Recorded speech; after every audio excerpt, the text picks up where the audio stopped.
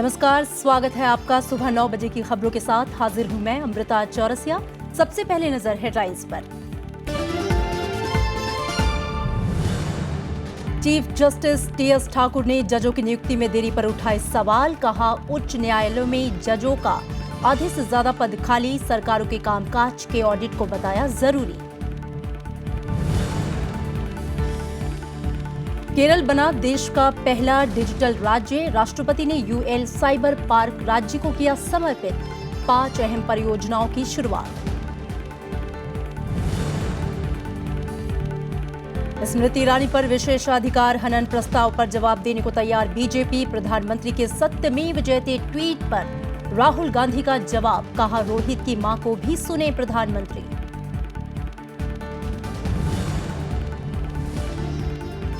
Iran संसदीय चुनाव में सुधारवादियों को बढ़त। राष्ट्रपति हसन रूहानी की स्थिति मजबूत।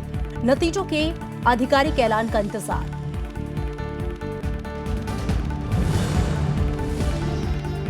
और एशिया कप में टीम इंडिया की शानदार जीत। पाकिस्तान को दी 5 विकेट से मात। Virat Kohli man of the match.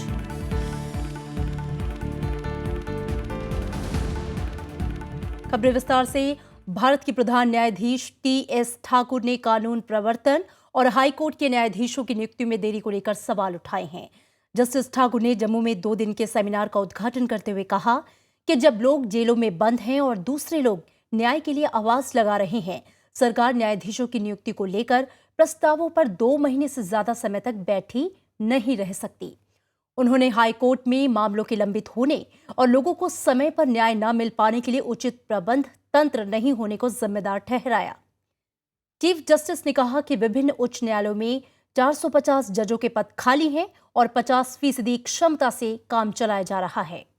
उन्होंने ये भी कहा कि केंद्र और राज्य सरकारों के प्रदर्शन का भी ऑडिट होना चाहिए। साथ ही सरकार के कामकाज के आंकलन के लिए प्रणाली विकसित करने की जरूरत है।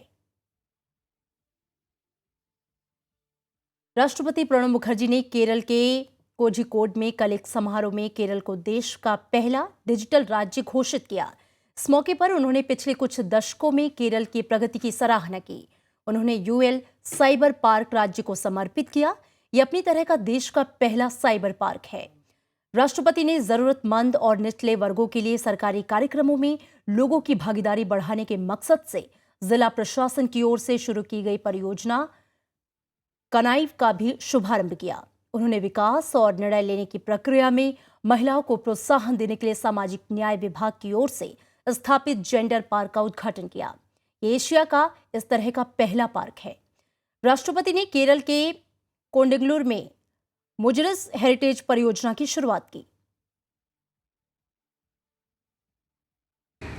I hope the project will spread the message of Indian cosmopolitanism far and wide, adding thereby to India's soft power across the world.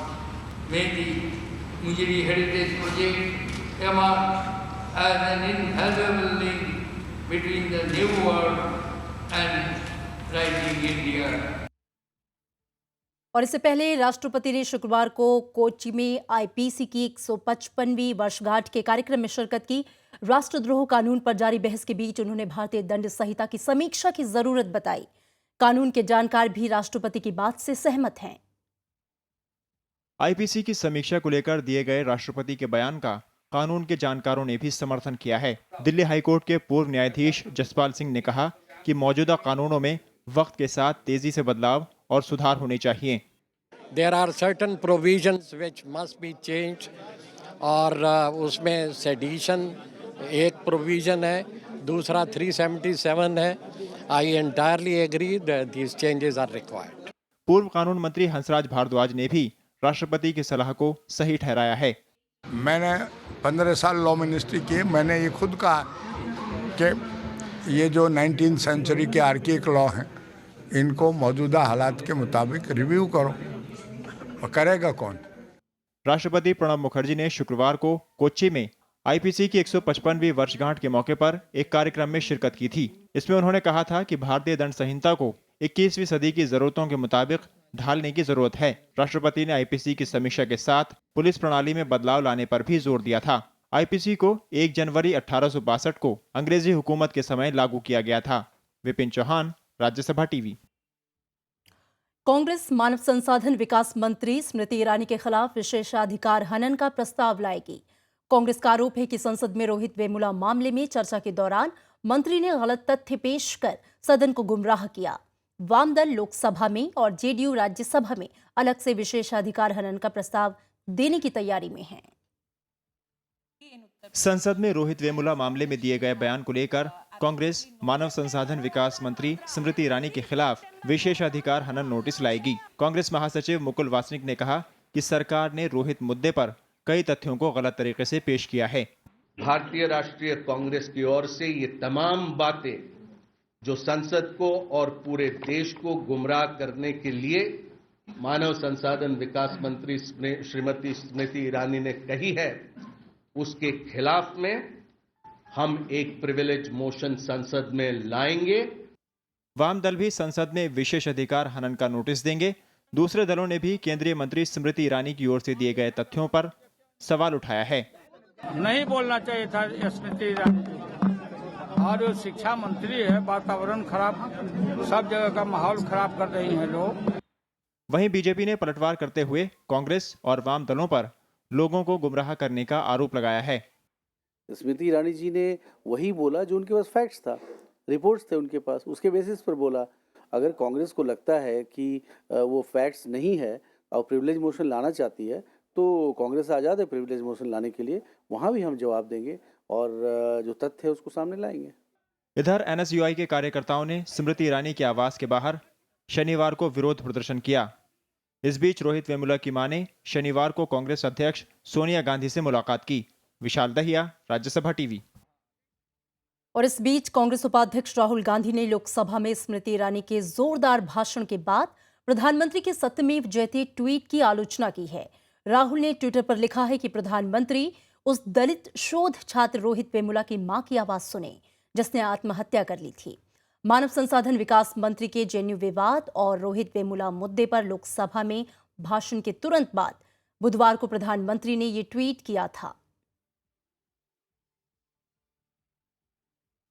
JNU में कथित रूप से देश विरोधी नारे लगाने के आरोपी कन्हैया कुमार का एक और वीडियो सामने आया है जिसमें उसने अदालत में पेशी से पहले मारपीट और पुलिस पर कार्रवाई न करने का आरोप लगाया है। वहीं दिल्ली पुलिस ने अब जेएनयू मामले की जांच स्पेशल सेल को सौंप दी है और इसी बीच उमर खालिद और अनिर्बान भट्टाचार्य की पुलिस कस्टडी 2 दिन और बढ़ा दी गई है। जेएनयू छात्र संघ के अध्यक्ष कन्हैया कुमार का दावा है कि पटियाला हाउस कोर्ट परिसर में उसे पीटा गया और पुलिस मूक दर्शक बनी रही। कन्हैया ने ये बातें सुप्रीम कोर्ट की ओर से गठित वकीलों की समिति से कही। ये बातें एक वीडियो फुटेज के जरिए सामने आई हैं। मैंने कहा कि आदमी सर मुझे पीट रहा है, इस आदमी के ऊपर मुझे मालूम है कि किस पुलिसमैन ने आपको कहा था? इस आदमी के मेरे साथ जो खड़े थे सर, आपके साथ कौन खड़े थे आप वो मालूम है? हाँ, मैंने उनको कहा है। पहचान सकते हैं? हाँ, अभी यहाँ से पहचान सकते हैं उनको। कौन है अभी? उनका जो है हमारी जो वकील आई है ना वृंदा, वो पूछे हैं कि आपका नेम प्लेट क्या है, आप इसको स्कॉट करें। मेरा हाथ वो पकड़े हुए थे, वो बोले कि धक्का मुक्की के दौरान मेरा नेम प्लेट गिर गया। उनको भी मैंने कहा है। सम्मान मिलने के बाद जेएनयू छात्र संघ के पूर्व अध्यक्ष आशुतोष शनिवार को दिल्ली पुलिस के सामने पेश हुए। उनसे आरकेपुरम थाने में कथित देश विरोधी नारों के बारे में पूछताछ की गई। पुलिस ने 5 छात्रों पर देशद्रोह का मुकदमा दर्ज कर रखा है। इनमें उमर खालिद और अनिर्बान पहले ही सरेंडर कर चुके हैं। 2 छात्र रामानागा और अनंत कुमार ने भी सम्मान मिलने पर पुलिस के सामने पेश होने की बात कही है। इस बीच दिल्ली पुलिस ने यह मामला स्पेशल सेल को सौंप दिया है, क्योंकि इसमें बहुत फोकस इन्वेस्टिगेशन की आवश्यकता होगी, तो डिस्ट्रिक्ट का बाकी काम भी सफ़र करता है। और दूसरा जो है ये एक स्पेशल क्राइम है 124A, तो स्पेशल सेल इसमें जो है पूरा जस्टिस करेगा। वहीं भारतीय जनता युवा मोर्चा ने राहुल गांधी के खिलाफ बीजेपी मुख्यालय से लेकर कांग्रेस मुख्यालय तक प्रदर्शन किया। संगठन के अध्यक्ष अनुराग ठाकुर ने कांग्रेस उपाध्यक्ष पर देश विरोधी ताकतों के साथ खड़े होने का आरोप लगाया। इस बीच उत्तराखंड में एक रैली में गृह मंत्री राजनाथ सिंह ने एक बार फिर कहा कि देश विरोधी गतिविधियां बर्दाश्त नहीं की जाएंगी। सब कुछ बर्दाश्त कर सकते हैं, लेकिन हिंदुस्तान की बर्बादी के नारे को हम कभी भी बर्दाश्त नहीं कर सकते हैं, और यह नारा लगाने वालों को हम किसी भी सूरत में माफ नहीं करेंगे। उधर जेएनयू विवाद पर एनसीपी अध्यक्ष शरद पवार ने बीजेपी पर अलगाव के बीज बोने का आरोप लगाया। उन्होंने कहा कि 5 राज्यों में होने वाले चुनावों में बीजेपी की हार तय है, इसलिए सारा विवाद पैदा किया जा रहा है। उधर कांग्रेस ने जेएनयू विवाद की सुनवाई गैर बीजेपी शासित राज्यों में कराने की मांग की। मेरी मांग है कि उसे एक गैर भाजपाई शासित राज्य में स्थानांतरित किया जाए, उस मुकदमे को, जहां उसे सुरक्षा तो मिल सके, वो न्यायालय तक सुरक्षित तो जा सके। 9 फरवरी को जेएनयू में हुए कार्यक्रम में देश विरोधी नारे लगने के आरोप लगे हैं। इस मामले में पुलिस ने जेएनयू छात्र संघ के अध्यक्ष कन्हैया कुमार को गिरफ्तार किया है। अनु दीवान के साथ bureau report, Rajya Sabha TV. Haryana police की 3 सदस्यीय महिला टीम ने कल मुरथल का दौरा कर सबूत जमा करने की कोशिश की। जाट आंदोलन के दौरान मुरथल में महिलाओं के साथ बलात्कार के आरोप लगे हैं। बिना जांच के इन आरोपों से इनकार करने के लिए बीजेपी के एक सांसद और कांग्रेस ने राज्य सरकार को आड़े हाथों लिया है।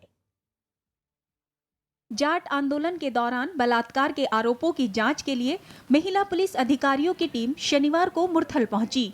टीम ने मौकाए वारदात का दौरा किया और लोगों से पूछताछ की। पुलिस ने यहां से मिले सामानों को फॉरेंसिक जांच के लिए भेज दिया है। एफएसएल में गई भी हैं और कपड़े भी गए हैं, सैंपल गए हैं, तो देखते हैं अब इसमें से क्या निकल सकता है। एक जिम्मेवार नागरिक की तरह वो हमारी टीम से मिलें, हमसे बातचीत करें और जो कुछ उन्होंने देखा है वो हमारे साथ शेयर करें। हम जरूर उसमें फिर सच्चाई निकाल के और सामने लेके आएंगे। इस वारदात के कुछ चश्मदीद भी सामने आए हैं और उन्होंने इन आरोपों की पुष्टि की है। हमने देखा पैदल पे जो औरत लोग, लड़की लोग आ रही थी, उनको खेतों में ले जाके तो उल्टा सीधा काम किया। मुख्यमंत्री मनोहर लाल खट्टर ने कहा कि चश्मदीदों को जांच दल को पूरी जानकारी देनी चाहिए।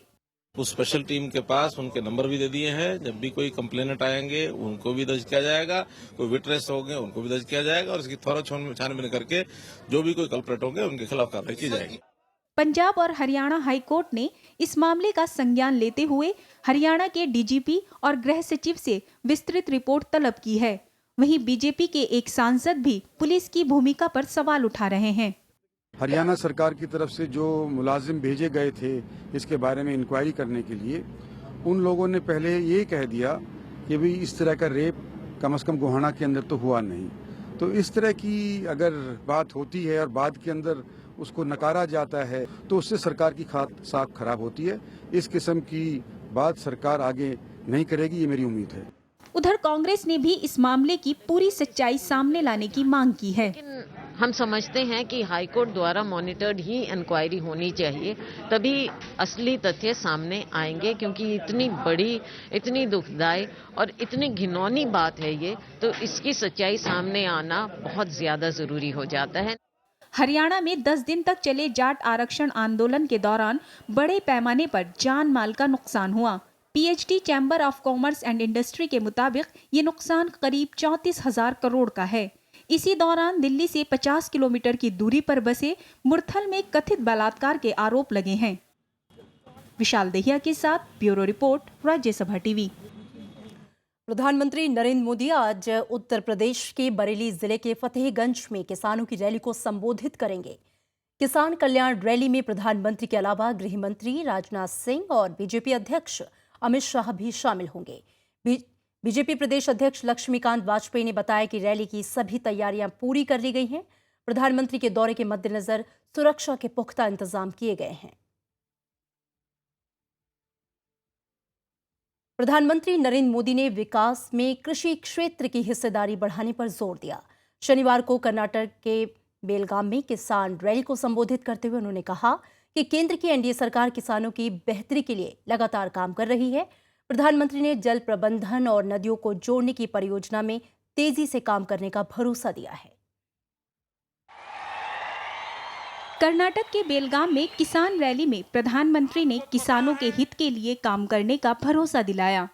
प्रधानमंत्री ने कहा कि उनकी सरकार ने किसानों की बेहतरी के लिए कई योजनाएं शुरू की हैं, जिसका सीधा फायदा किसानों को मिलेगा। प्रधानमंत्री ने 2017 तक किसानों को मृदा स्वास्थ्य कार्ड देने का वादा किया। हमने योजना बनाई है प्रधानमंत्री कृषि सिंचाई योजना। 50,000 करोड़ रुपयों की लागत से देश के किसानों के खेत तक पानी पहुंचे कैसे, इसके लिए हम आगे बढ़ रहे हैं, बहुत तेजी से आगे बढ़ रहे हैं। प्रधानमंत्री ने कहा कि मंदी से जूझ रही दुनिया भारतीय अर्थव्यवस्था से उम्मीद लगाए हुए है। ऐसे में उद्योग और सेवा क्षेत्र के साथ कृषि क्षेत्र को विशेष तरजीह दिए जाने की जरूरत है। विकास की यात्रा को 3 आर्थिक मजबूत पिलर पर खड़ा करना हो। 1/3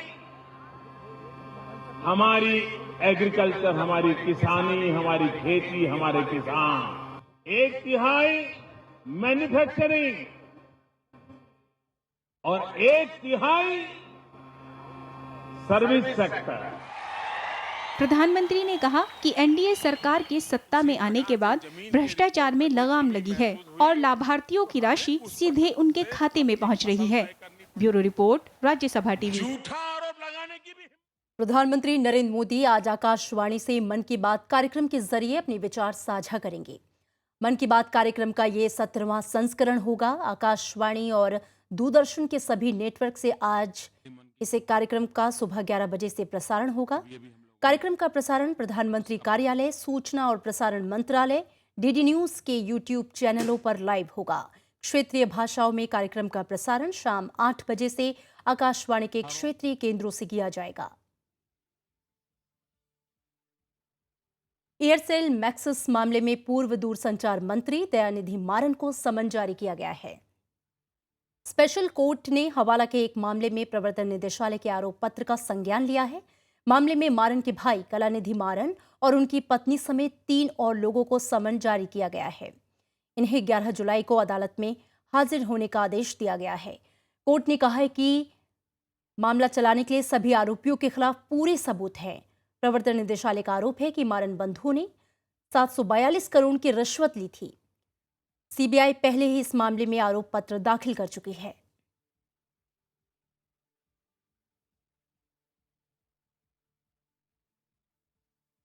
और आम बजट में स्किल डेवलपमेंट और रोजगार को बढ़ाने पर सरकार का विशेष जोर होगा। पिछले बजट में भी स्किल ट्रेनिंग सेक्टर को काफी तरजीह दी गई थी। उद्योग क्षेत्र के जानकारों का मानना है कि स्किल इंडिया मिशन दूसरी योजनाओं make in India, digital India और स्टार्टअप इंडिया के लिए अहम साबित हो सकती है और इसलिए फंड बढ़ाने के साथ ही सर्टिफिकेशन प्रक्रिया में सुधार जरूरी है। केंद्र सरकार युवाओं के कौशल विकास के जरिए विनिर्माण क्षेत्र को बढ़ावा देने में लगी है। साथ ही इससे मेक इन इंडिया और स्टार्टअप इंडिया को कामयाब बनाने की कोशिश हो रही है। नेशनल सैंपल सर्वे के मुताबिक 11 करोड़ कामगारों के कौशल विकास की चुनौती है। Government should motivate industry, academia and training institution to come together and motivate some of the universities to get into skill development. On one hand, there should be SSC certification, Sector Skill Council certification, which is industry recognized. On the other hand, academic certification, which is university accredited. And that would help a lot of students who are currently, this is not aspirational, but probably this will help to become aspirational. आने वाले समय में सरकार के लिए कौशल विकास एक बड़ी चुनौती है।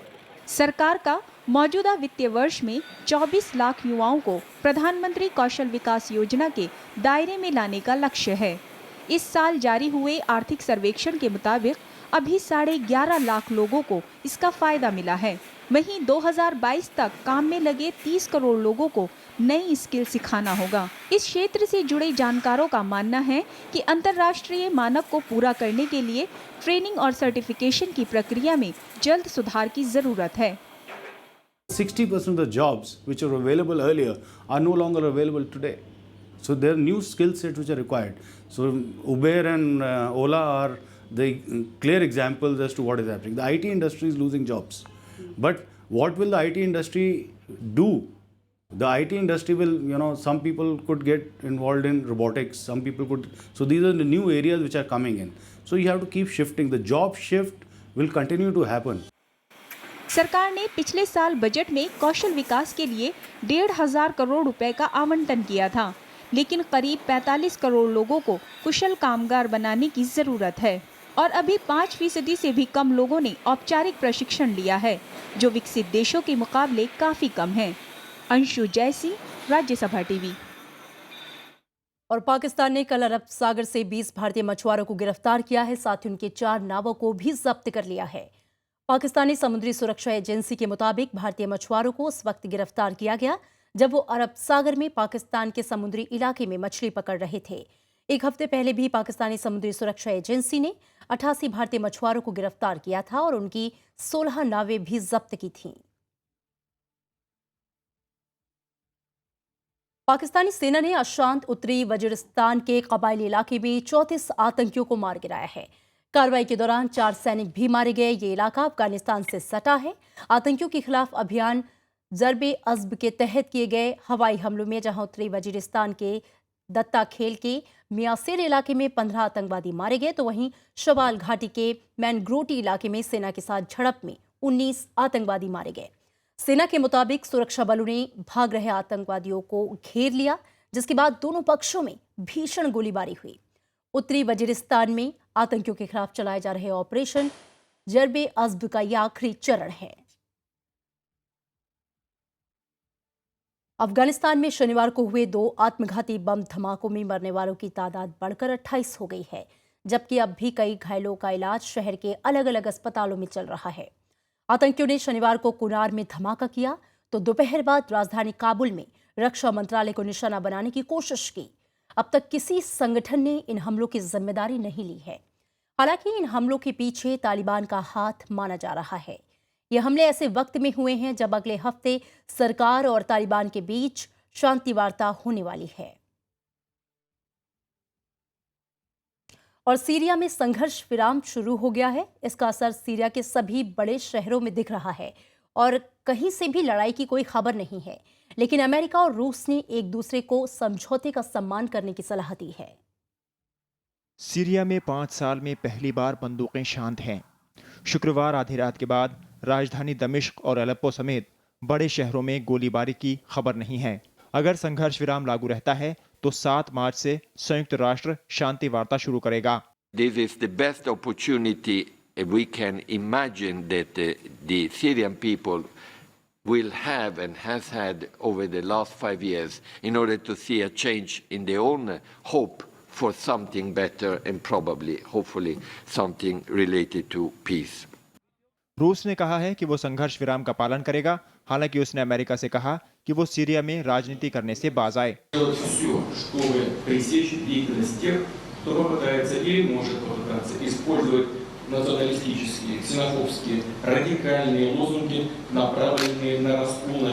This crisis cannot be resolved through force alone, that it will require a political solution.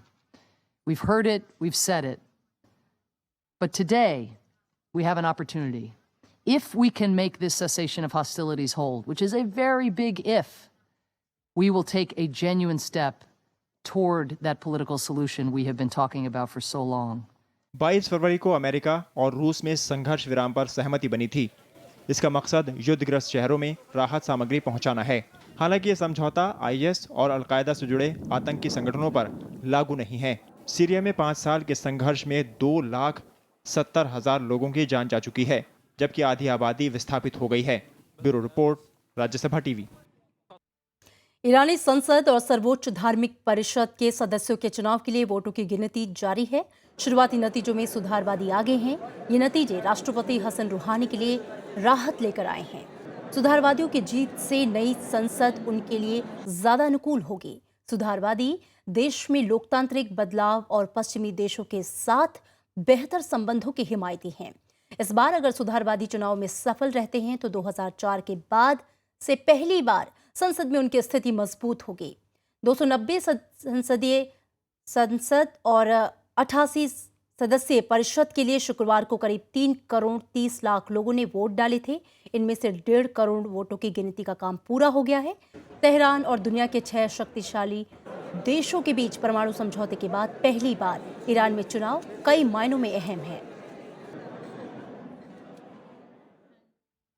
Yemen की राजधानी सना के करीब हुए सऊदी गठबंधन के हवाई हमले में 30 लोगों के मारे जाने की खबर है, जबकि बड़ी तादाद में लोग जख्मी हुए हैं। चश्मदीदों के मुताबिक इसमें ज्यादातर आम नागरिक हैं। यह हमला सना के पूर्वोत्तर इलाके नेहम में हुआ।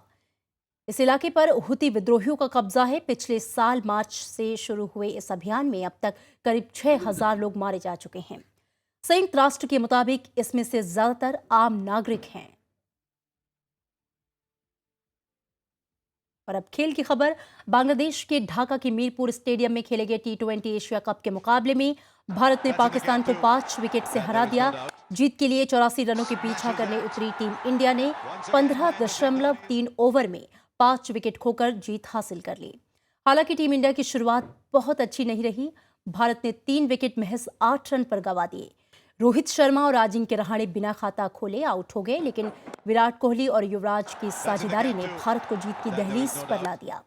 विराट कोहली ने 49 रन बनाए। इससे पहले पाकिस्तान की पूरी टीम 83 रन पर सिमट गई। पाकिस्तानी बल्लेबाज सिर्फ 17.3 ओवर ही खेल सके। पाकिस्तान की तरफ से सरफराज अहमद को छोड़कर कोई भी बल्लेबाज टिककर नहीं खेल सका। भारत की ओर से हार्दिक पांड्या ने 8 रन देकर 3 विकेट लिए।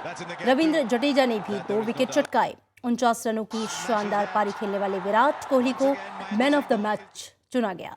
इस टूर्नामेंट में भारत की लगातार दूसरी जीत है। और आज देश के पहले राष्ट्रपति डॉक्टर राजेंद्र प्रसाद की पुण्यतिथि है। सादगी, सेवा, त्याग, देशभक्ति की मिसाल और स्वतंत्रता आंदोलन में अहम भूमिका निभाने वाले डॉक्टर राजेंद्र प्रसाद का जन्म 3 दिसंबर 1884 को बिहार के सीवान जिले में हुआ था। उन्होंने भारतीय राष्ट्रीय कांग्रेस के अध्यक्ष के रूप में प्रमुख भूमिका निभाई।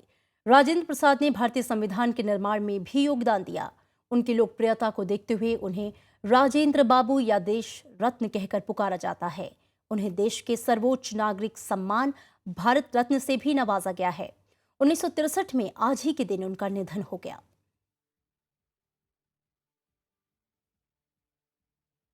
राष्ट्रीय विज्ञान दिवस के मौके पर प्रधानमंत्री ने देश के वैज्ञानिकों को बधाई दी है। उन्होंने विज्ञान को कि मशहूर भौतिक वैज्ञानिक सर सीवी रमन के योगदान को याद करते हुए कहा कि वो युवाओं के लिए प्रेरणा थे।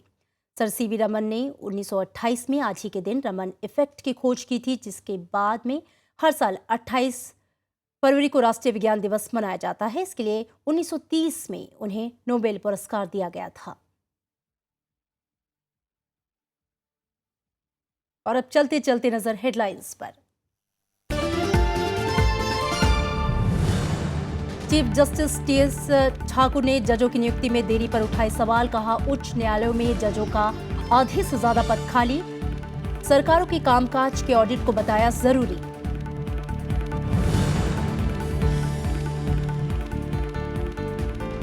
केरल बना देश का पहला डिजिटल राज्य। राष्ट्रपति ने यूएल साइबर पार्क राज्य को किया समर्पित।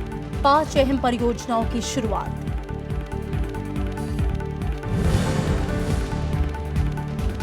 स्मृति ईरानी पर विशेषाधिकार हनन प्रस्ताव पर जवाब देने को तैयार बीजेपी। प्रधानमंत्री के सत्यमेव जयते ट्वीट पर राहुल गांधी का जवाब। कहा, रोहित की मां को भी सुने प्रधानमंत्री। ईरान संसदीय चुनाव में सुधारवादियों को बढ़त। राष्ट्रपति हसन रूहानी की स्थिति मजबूत। नतीजों के आधिकारिक ऐलान का इंतजार।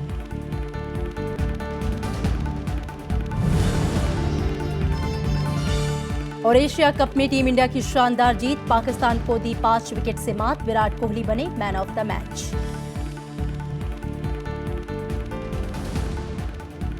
और फिलहाल खबरों में इतना ही। आगे देखिए गुफ्तगू।